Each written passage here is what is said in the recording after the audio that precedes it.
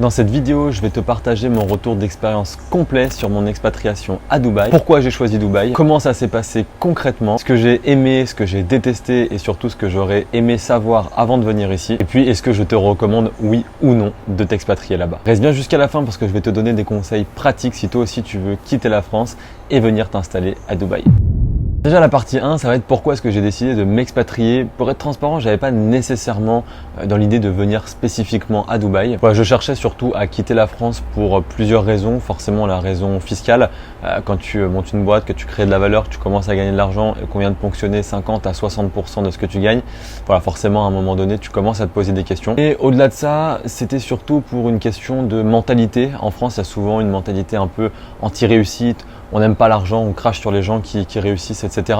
Et j'avais vraiment envie de m'extirper de ça pour continuer à grandir, pour continuer à faire grossir mes activités et mes business. Et je sentais qu'en restant en France, en fait, je commençais un petit peu à stagner. Ouais, je voulais vraiment être dans un endroit où les gens sont dans une dynamique de succès, où la réussite n'est pas mal vue et où tu peux vraiment développer tes activités sans problème. D'un autre côté, le côté aussi sécurité, où en France, je trouve que le problème devient de plus en plus grave. Il n'y a vraiment pas beaucoup d'endroits où tu te sens vraiment en sécurité, où tu te dis qu'il va rien pouvoir t'arriver, même si voilà, il m'est rien arrivé. Personnellement, c'est plutôt ce sentiment de te dire qu'il peut t'arriver quelque chose qui, je trouve, pour ma part, est pesant. Donc maintenant, pourquoi Dubaï et pas finalement un autre pays? Alors, il y avait plein d'options sur la table, la Thaïlande, Malte, le Portugal, l'île Maurice, le Panama, bref, c'est les opportunités, les possibilités, c'est pas ce qui manque. Mais alors, pourquoi avoir choisi Dubaï? Forcément, tout à l'heure, on parlait de fiscalité, et bien Dubaï correspond et coche tous ces critères. Grosso modo, tu as 0% d'impôt sur les sociétés, 9% à partir d'un certain montant, à plus de 100 000 $. Tu as 0% d'impôt sur le revenu, 0% d'impôt sur les dividendes, tes revenus boursiers, les cryptos ou quoi que ce soit. Bref, grosso modo, quand tu viens à Dubaï, tu as 0% d'impôt. Pour le coup, au niveau sécurité ici, c'est complètement l'inverse de la France. Clairement, tu peux laisser, moi je laisse ma maison ouverte sans problème, je laisse la voiture ouverte. Tu peux très bien ici partir, avoir les clés sur le contact de la voiture, personne ne viendra te prendre quoi que ce soit. Tu oublies ton téléphone dans un magasin, tu reviens 3 heures après, le téléphone il n'a pas bougé, il est au même endroit. Ou à la limite, c'est juste le personnel du magasin qui te l'a pris et qui te l'a mis de côté. Bref, je veux dire ici, même tu vois un billet par terre, tu le ramasses pas, tu vas et tu le donnes à la sécurité et la personne viendra le chercher si elle s'en rend compte. T'oublies ton porte-monnaie dans le taxi ou quoi que ce soit, tu es certain de le retrouver. Bref, ici, il n'y a vraiment aucun sentiment d'insécurité.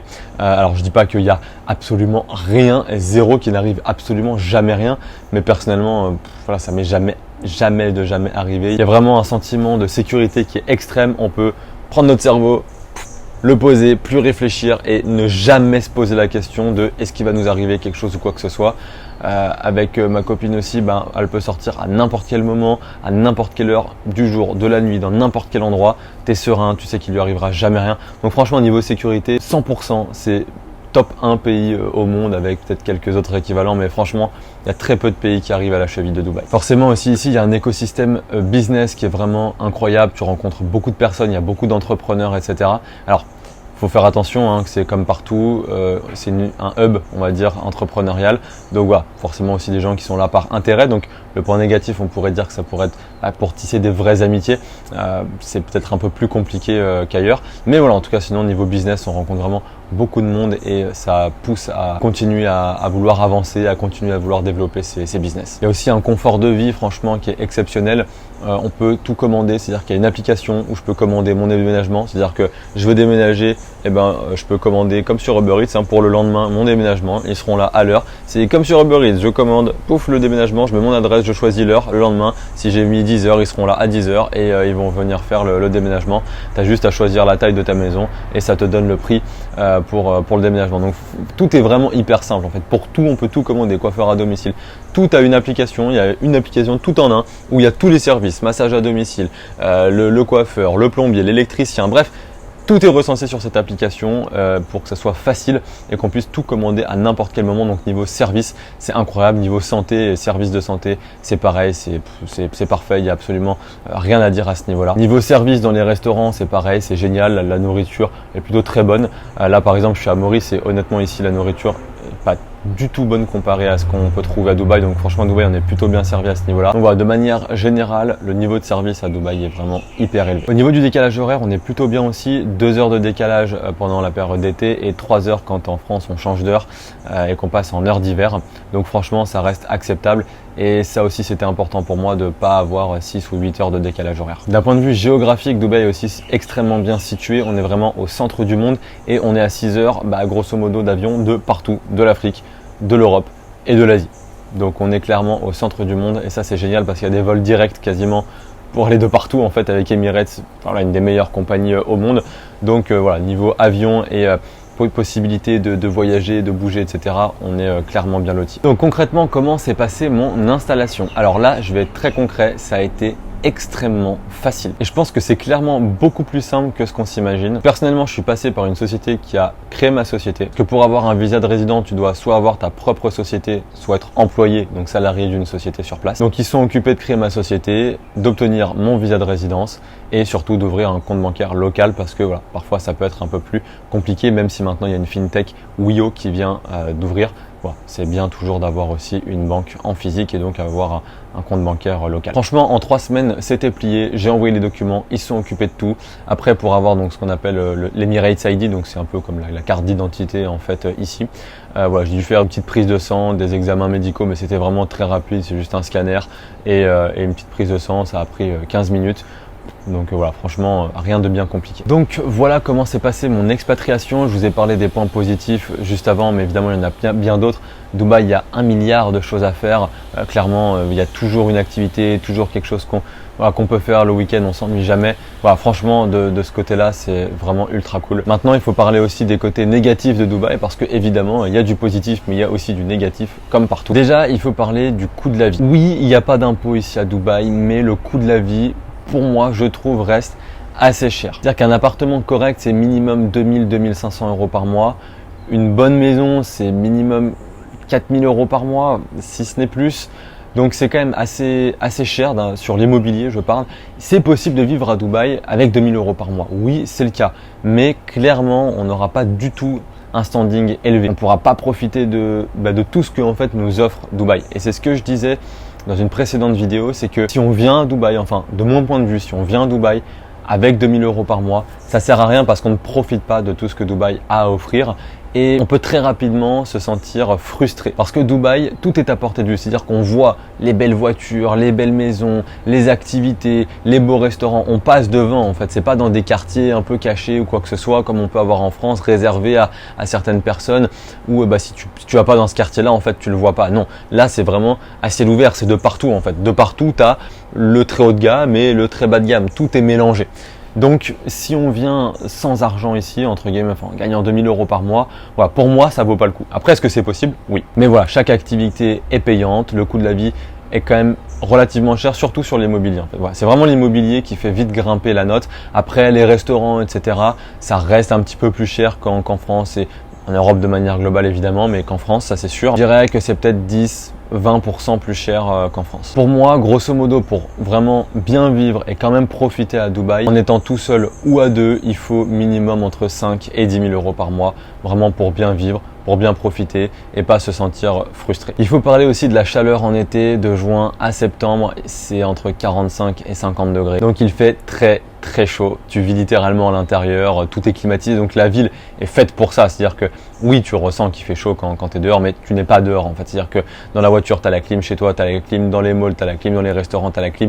Tu vis sous clim en fait, clairement. C'est-à-dire que c'est pas insupportable, on ressent pas cette sensation de chaleur, mais voilà, il faut aussi aimer vivre en intérieur et vivre sous la clim pendant au minimum 4 à 6 mois de l'année. Ce qu'il faut aussi prendre en compte, c'est qu'il y a très peu de nature. Alors non, c'est pas qu'il n'y a pas de nature à Dubaï. Oui, Dubaï, il y a de la nature, mais c'est pas de la nature comme on a en France. Il y a de la nature à Dubaï, il y a le désert, etc. C'est de la nature. Il y a plein de quartiers qui se sont créés où ils ont créé des grands parcs avec des arbres, des grandes étendues d'herbe, etc.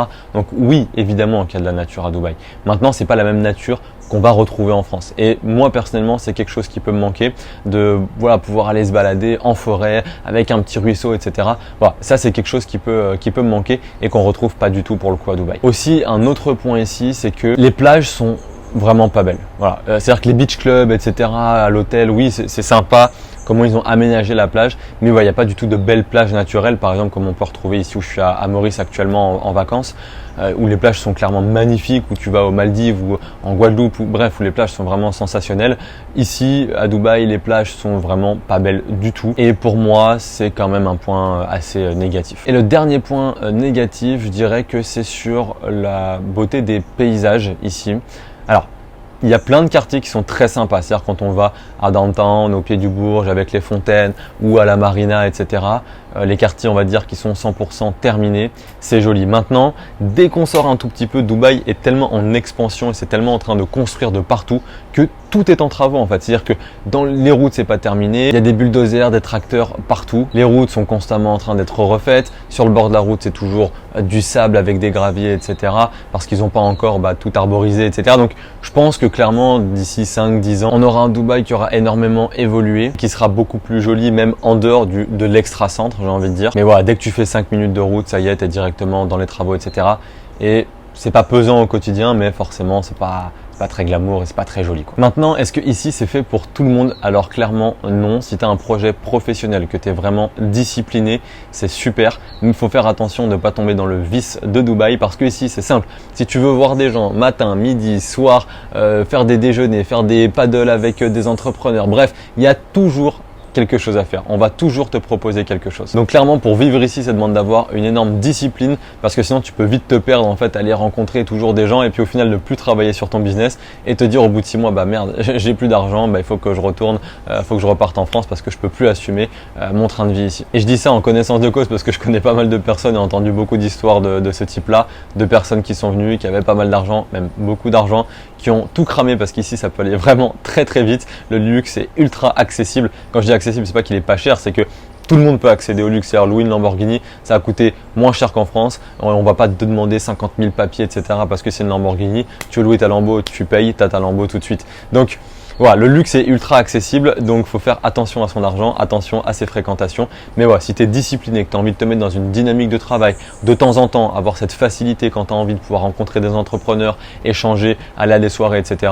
Franchement, c'est le top. Mais voilà, il faut vraiment réussir à garder sa discipline ici. Maintenant, mes conseils pour réussir réellement ton expatriation à Dubaï. Déjà, la première des choses, c'est de bien t'entourer par un bon cabinet qui va pouvoir te créer ta société et donc obtenir tes visas, etc. Si tu veux le contact, je te mets mon Instagram dans la description. Voilà, envoie-moi un DM sur Instagram et je t'enverrai directement le contact par lequel moi je suis passé et qui gère aujourd'hui toute ma comptabilité, tout de A à Z. Ensuite, le deuxième conseil, je vous dirais de vraiment prendre le temps pour choisir le logement dans lequel vous allez habiter.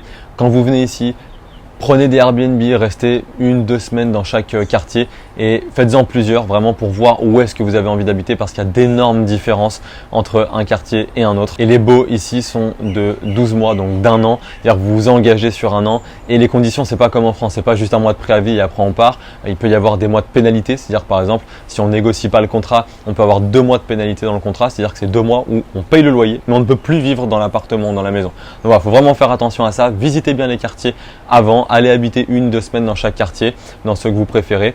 Et puis après, voilà, en fonction de la sélection que vous avez faite et des endroits que vous avez préférés, là vous pouvez visiter des logements et choisir le quartier que vous avez préféré. Comme je disais, la discipline aussi, voilà, c'est clairement un des points les plus importants. Si tu veux pas regretter ton expatriation et devoir retourner en France 6 mois après, reste bien discipliné et reste concentré sur ton business de la même manière que tu l'étais en France. Et puis aussi, il faut apprendre à bien connaître la culture locale. Dubaï, c'est très cosmopolite, mais c'est aussi un pays musulman, donc il y a des coutumes à respecter. Et en plus de ça, Dubaï est vraiment très ouvert là-dessus, donc honnêtement, il y a vraiment très peu de contraintes, mais voilà, faut juste connaître, on va dire, les règles de base et ça te facilitera la vie. Donc voilà, pour conclure, pour moi, c'est une des meilleures décisions que j'ai prises de ma vie. Est-ce que c'est parfait? Non, clairement pas. Mais est-ce que ça m'a permis d'avoir un meilleur train de vie, de pouvoir gagner plus d'argent, d'avoir un meilleur entourage, d'avoir de manière globale une qualité de vie supérieure à celle que j'avais en France? Clairement oui. Et si tu envisages de bouger, écoute, viens quelques semaines, parle à des locaux, à des personnes qui habitent réellement ici et fais-toi ton propre avis au lieu de regarder uniquement ce que tu vois sur les réseaux sociaux, etc. Parce qu'honnêtement, on voit beaucoup de choses qui sont complètement fausses. Donc mon seul et unique conseil, et toutes les personnes qui n'étaient jamais venues, de mes amis, de ma famille, qui sont venues ici, ont complètement changé d'avis quand ils ont passé quelques semaines à Dubaï. Donc viens, Fais-toi ton propre avis et puis après tu verras si tu aimes ou si tu aimes pas. Si tu as besoin d'aide ou de conseils pour t'expatrier à Dubaï ou ailleurs, tu trouveras mon Instagram dans la description. Tu as juste à m'envoyer un message. Merci d'avoir suivi cette vidéo. Pense à t'abonner si elle t'a plu pour avoir d'autres vidéos sur l'expatriation et la fiscalité, la liberté géographique de manière générale. Je te dis à très vite.